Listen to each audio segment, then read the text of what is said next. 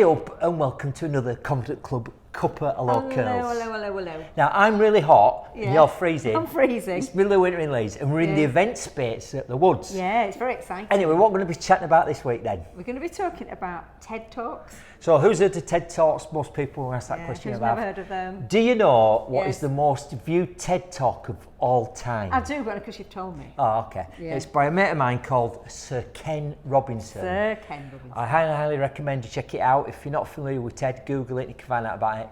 It's the most watched TED Talk because it's just brilliant. Yeah. But it's interesting. So if you ask Ken, who's a great speaker, what's his guideline for giving a speech? He uses a metaphor, Curly. Yeah. And you know at the Confident Club we love a metaphor, don't we? We love a metaphor. And he says, I think it's a bit like playing jazz, Steve, right? Yeah. Like I go out with a tune in mind, but it's important and it's fun to go off on a twiddly bit now and again.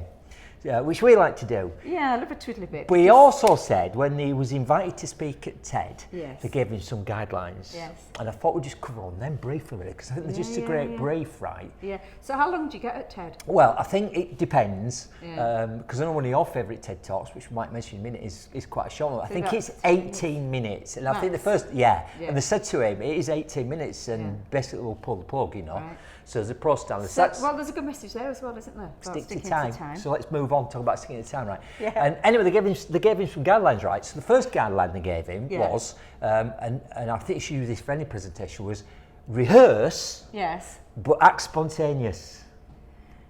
That's interesting, that one, isn't it? Because on our workshop, we get both of those. We get people that just gonna wing it, and then we get other people, and you can tell when want to be word perfect that they've done the best. So you don't want to be word perfect unless you're an actor and learn the script. I know some people do that, but I wouldn't recommend it. And you don't want to be I'll just turn up. So you interpret. It's a bit like the jazz thing, but rehearse but act spontaneous. So I think that's about you know what you're doing, but it's not like over-rehearsed. That's the first line they give you, or first guideline really.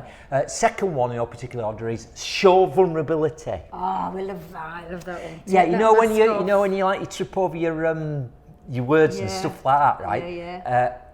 But not on purpose. So that's like be a person, not a presenter, and that's massive. That. Can I just mention my favourite TED Talk at that, because I think it's really appropriate.